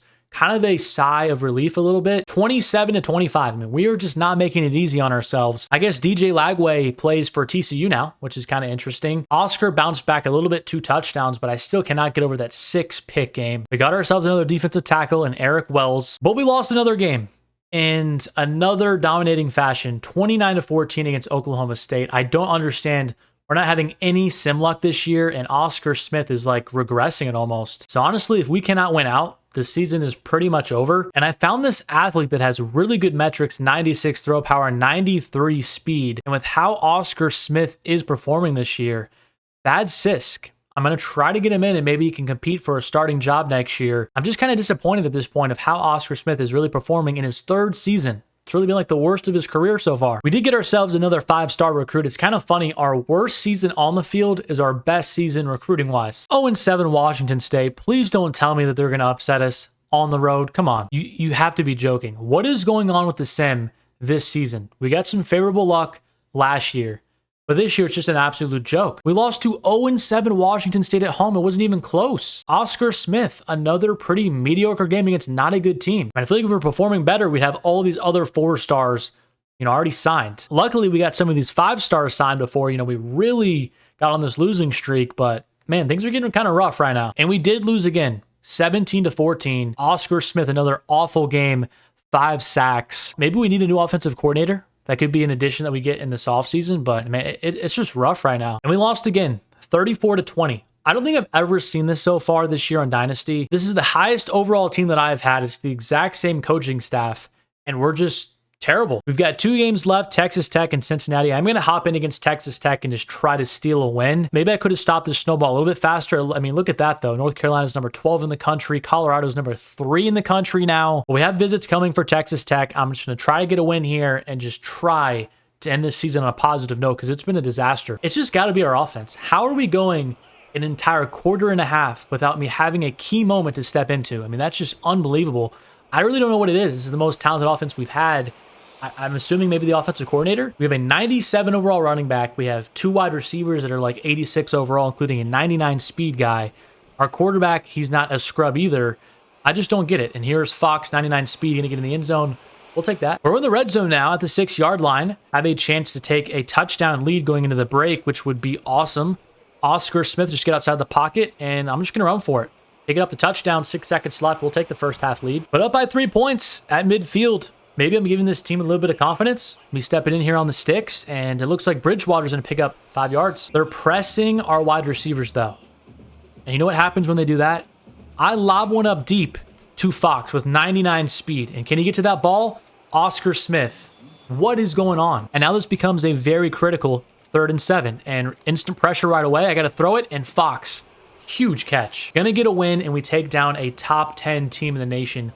Hopefully this gives us some momentum heading into next season. Got ourselves another cornerback, Tarvarius Beach, another 4-star cornerback in Sam Sink. So our recruiting class is just cooking. Another free safety or secondary, getting a lot of reinforcements. Starting to look at some of these quarterbacks because we do need some depth on the roster, and who knows, they could maybe be starting next year depending on how good they are. But Emeka King, 94 speed, 96 throw power, 94 acceleration. And we did not beat Cincinnati, another close loss. And that's really the end of a disaster and miserable season. Oscar Smith really, really fell off this year. This has to be the number one reason why we were not good. Not even 3,000 yards, 20 touchdowns to 14 picks. And then rushing wise, Bridgewater, a 97 overall running back, only had 486 yards. Yeah, there's got to be something going on with our offensive coordinator. Defensively, Marcus Downs cooked for us. Hopefully he will stay next year because, I mean, we just really need him. And so here's a look at our coaching staff. Yes, this is the exact same guy. He's down to a D+ in prestige. He's gone. I'm sorry. We're just going to move on from both of our coordinators, I guess. And TJ Charlton for our offensive coordinator job looks like the perfect addition. He's a tactician archetype, so that fits well with us. And then for defensive coordinator, Jadavion Dallas, Pipeline, South Florida. He is a motivator. So that'd be 3 different, I guess, archetypes for all 3 of our coaches, because my main one, because I've put all my skill points into it, is recruiter. So I'm going to offer him as well, and hopefully we can get both of these guys.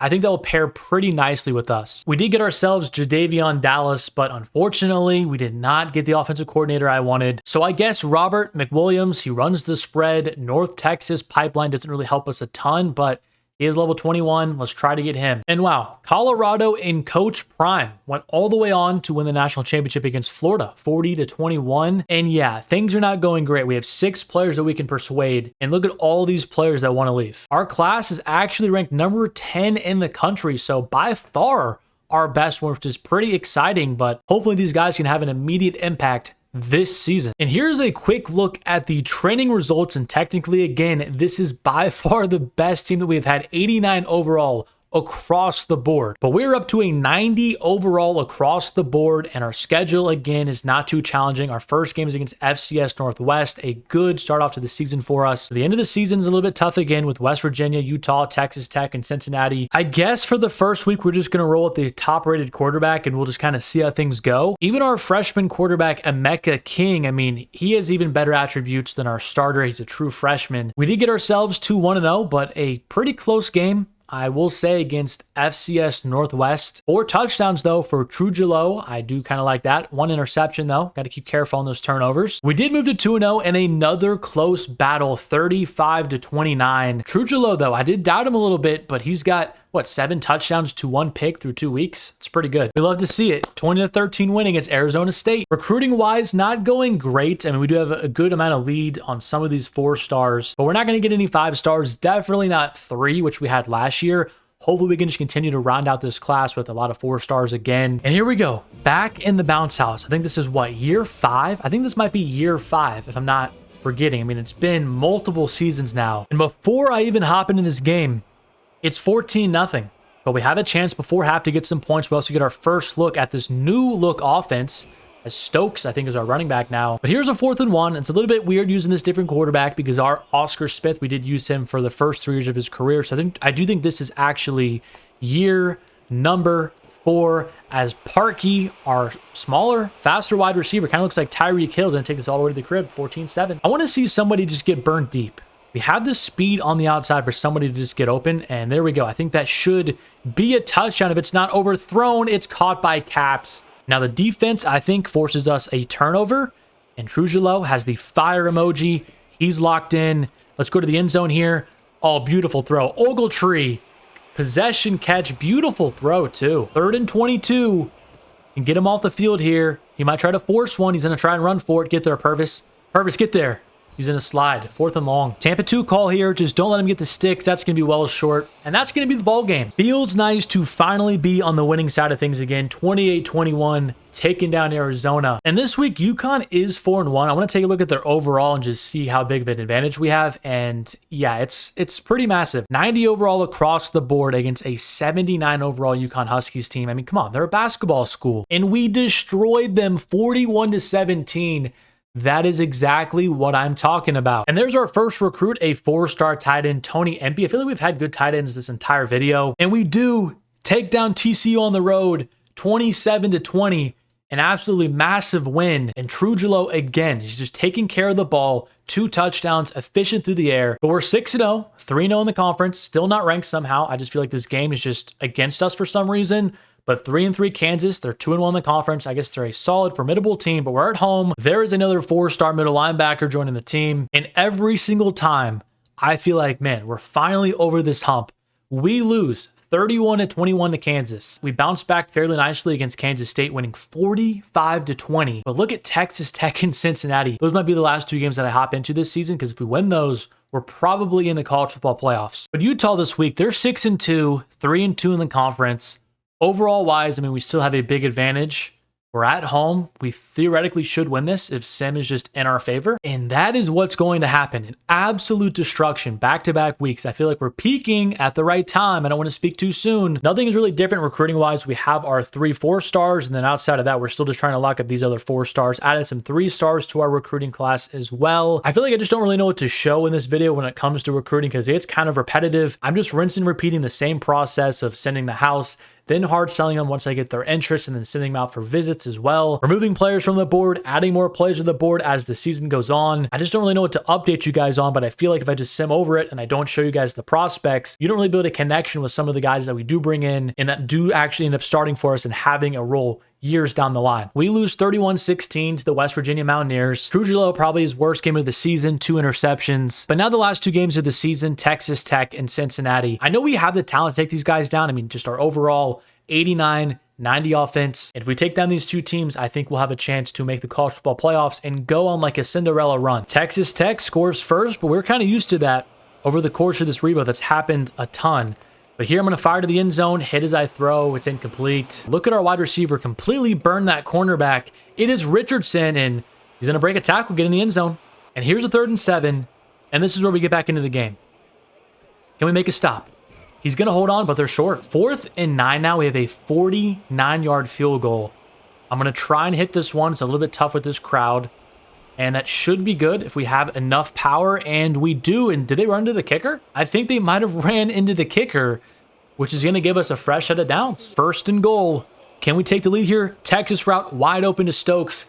We're in front, but Texas Tech would score very quickly. But now we do have the ball inside their territory, 2 minutes to go. All we need is a touchdown to win this game on the road against the #1 team in the nation. Let's just go down here, try to take some time off the clock. 2nd and 7, gonna dump it off to Ogletree in the middle of the field, and that was really glitchy, but I'll take the touchdown. And they are in Hail Mary range, but there's only 29 seconds left. They have no timeout, so just keep everything underneath, and we should be pretty good here. That's fine if he wants to throw that. He's gonna go deep.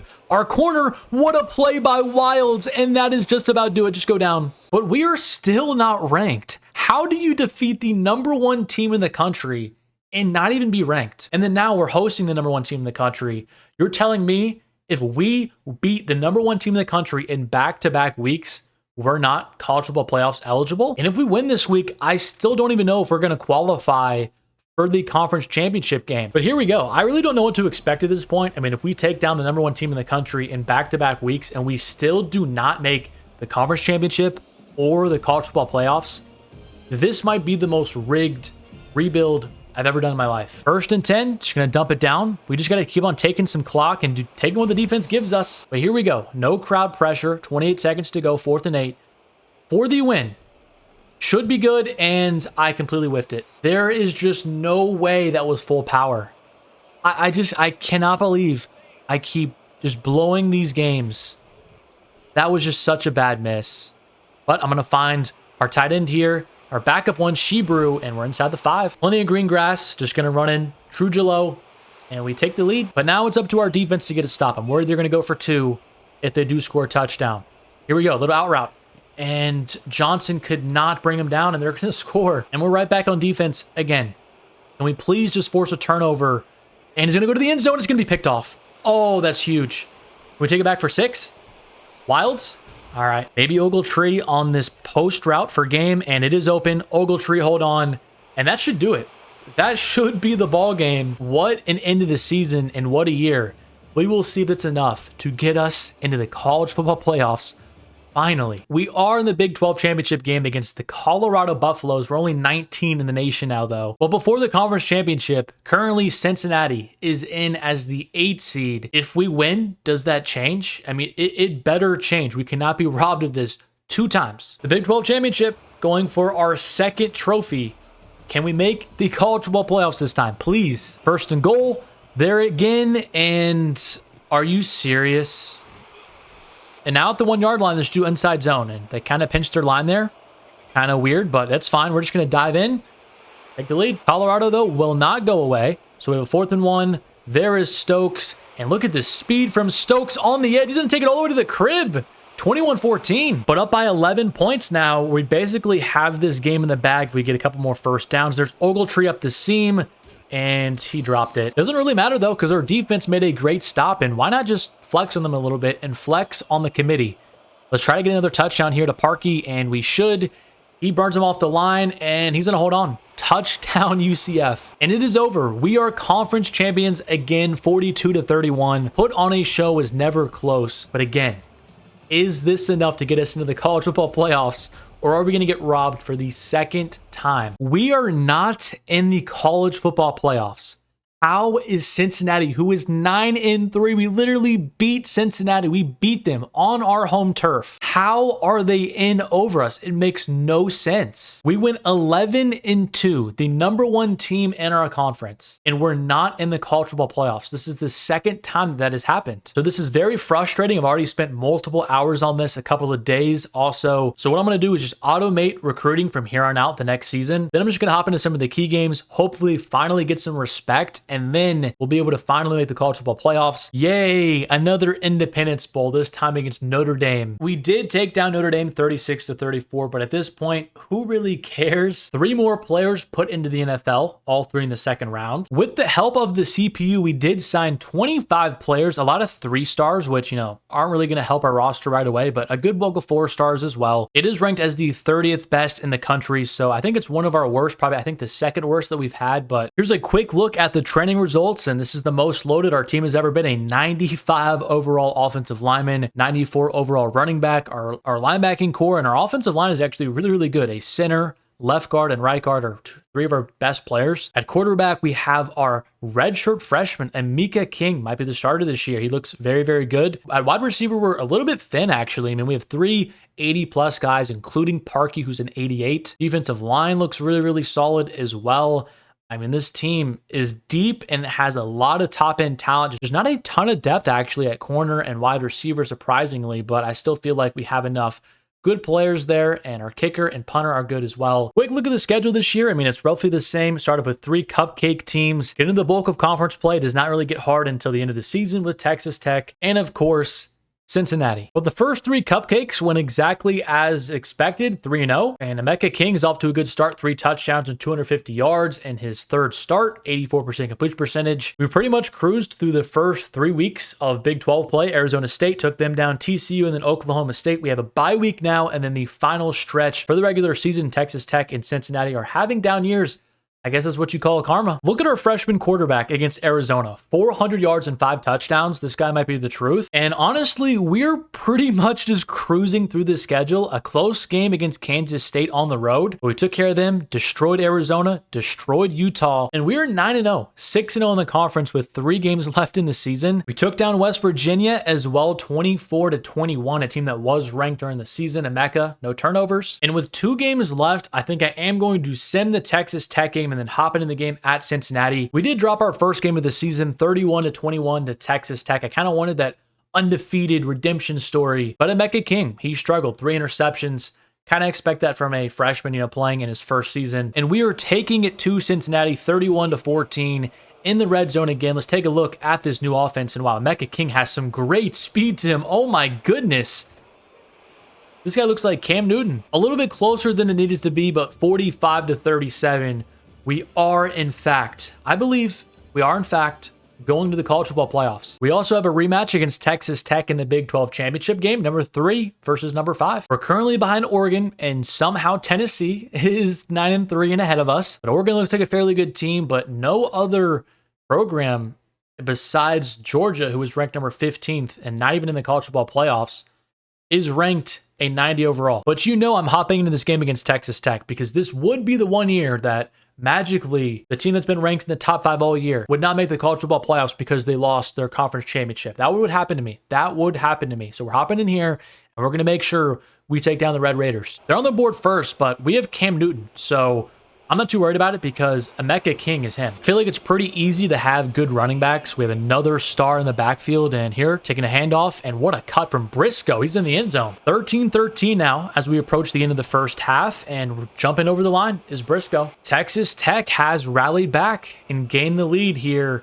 in the fourth quarter, but we have a chance to go down the field again and take the lead. Emeka King is not playing too well, a touchdown to an interception today, but I think he has a chance to get another touchdown here because Parkey is on press coverage and he is wide open if it is not overthrown, and Parkey in stride to the crib, touchdown UCF. 4th and 3, and he doesn't have anything open. He's in a fire to his running back, but that's too short. That's game. That is game. It is over. For the 3rd time in this video, we are Big 12 champions, and we are the number 2 seed right behind Oregon. We also get a first round bye, and we could potentially play Texas Tech again in the quarterfinals if they do win the opening round. Coordinator of the year goes to our defensive coordinator who we hired, Jadavion Dallas. The Heisman Trophy goes to this guy. Didn't even have 1,000 yards. Best running back award went to Deshaun Briscoe, over 1,000 yards and 11 touchdowns. Taking a look at some season stats, and Emeka King, 4,000 yards, 39 touchdowns to 10 picks on the season. Briscoe, we saw his numbers, but Emeka King also 4 touchdowns. I mean, he should have been the Heisman, but those numbers over that wide receiver. Caps killed it, over 1,200 yards. Rowe, over 1,200 yards. Parkey, who was supposed to be our best receiver, didn't even have 1,000. And defensively, Thelwell, who we recruited years ago, 7 sacks, 6.5 sacks for Swope. Picks-wise, Wilds has always been super good for us, and Timms had 2 picks as well. But of course, not a new opponent. Texas Tech Red Raiders for the 3rd time this season. And if we do take them down in the semifinals, we have North Texas or Kansas State. I'm pretty sure we already beat Kansas State this season. Inside the 6 on our opening drive, and here's Briscoe. Right up the middle, not even touched. And offensively, we're off to a great start, 14-3. We get a touchdown here and really put the pressure on them. I mean, this game could be over. As Ogletree getting the edge, he's going to bring it inside the 12. 1st and 10. Trying to find someone open. Going to dump it off to the running back, Briscoe. Briscoe is just so smooth. Just going to try and hand it off to him again. They only have 3 down linemen. Should be an easy run with our offensive line. It is. Briscoe, 21-3. Texas Tech down by 5 in the 4th quarter, but has a chance to go down the field and win this game in the first round of the college football playoffs. We need somebody to force a turnover. I'm going to bring a blitz here and hope that we can do it. And how did he hold on to that? 2nd and 10. Purvis. Make a play. Oh, he threw it right to us. Pouncey, the longtime cornerback who we let go, but then brought him back. He gets a huge interception, and that will just about do it. Pouncey with the game-clinching interception, and we're moving on to the semifinals. And wow, Texas Tech beat Kansas State 31-21. They're 12-2 on the season, so they're not going to be an easy opponent, but I would rather face them, I think, than Kansas State. We also have Oregon and Kentucky battling out in these semis over there. So I'm expecting, if we do make it, to play Oregon in a 13-1 showdown. Very first drive of the game, and Emeka King already has us in the red zone. I don't think the Mean Green know exactly who they're going up against. I'm going to throw it to the end zone. Ogletree's going to hold on. What a throw. Defense got to stop, and we're right back in the red zone. Telling you, we're a team on a mission after getting robbed 2 separate years. And looking to the end zone now, going to fire, and it's caps. What a play from Emeka King. 4th and 6, up by 24 here in the third. I'm going to try and just put the dagger in him. And Emeka King, plenty of space, right up the gut.